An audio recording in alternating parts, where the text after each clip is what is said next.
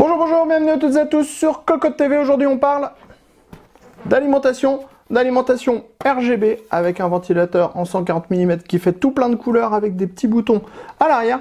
Et on vous parle de la Tough Power GF1A RGB 750 watts de Thermaltake.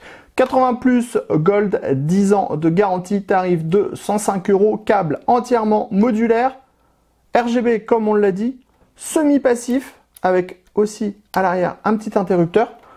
C'est à découvrir tout de suite maintenant sur Cocotte TV. On commence comme toujours avec le packaging qui nous apprend que nous sommes face à la Thermaltake Tough Power Series en GF1 ARGB 750 watts pour notre modèle, 80 plus Gold RGB avec 16,8 millions de couleurs. On a un ventilateur en 140 mm qui est semi-passif. On a des câbles entièrement modulaires, des condensateurs japonais, une garantie de 10 ans et un tarif de 105 € environ pour ce modèle.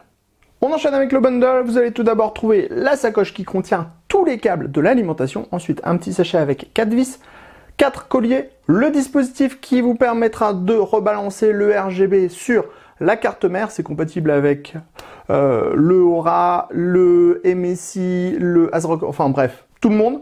Et vous allez également retrouver le câble qui vous permettra de distiller du 220 volts à votre alimentation.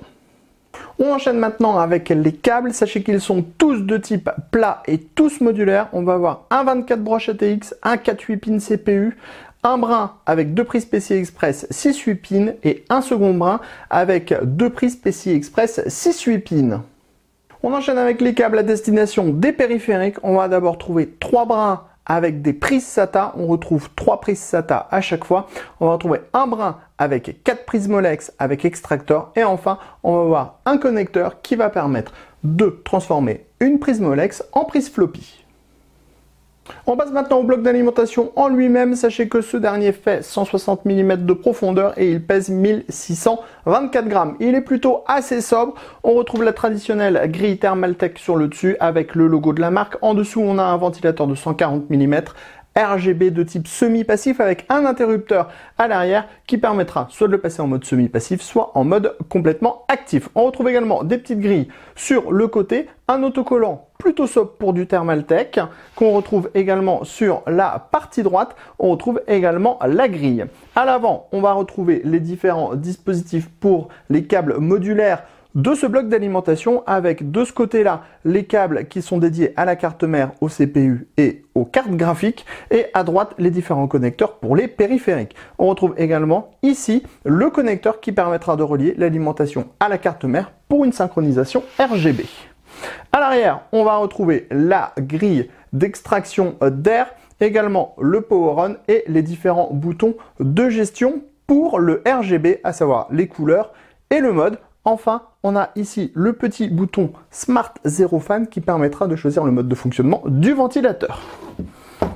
Sous l'alimentation, on va retrouver les différentes caractéristiques techniques de ce bloc, à savoir qu'on a un rail 3V3 de 22 A, un rail 5V de 22 A et un rail 12V de 62,5 A pour 750 watts sur le 12V. La garantie est de 10 ans, la certification en 80 plus Gold, les condensateurs de type japonais. On découvre tout de suite le bloc allumé avec le RGB. Comme on le disait, on passe donc au RGB. Ici, on est en mode full RGB avec toutes les couleurs qui défilent. Alors, au niveau des modes, vous avez également ça, également ça, également ça, également ça, également ça, également ça. Et bien sûr, on peut tout éteindre et ça, c'est plutôt une bonne chose. Ensuite, on repasse en mode toutes les couleurs. Vous pourrez modifier les différentes couleurs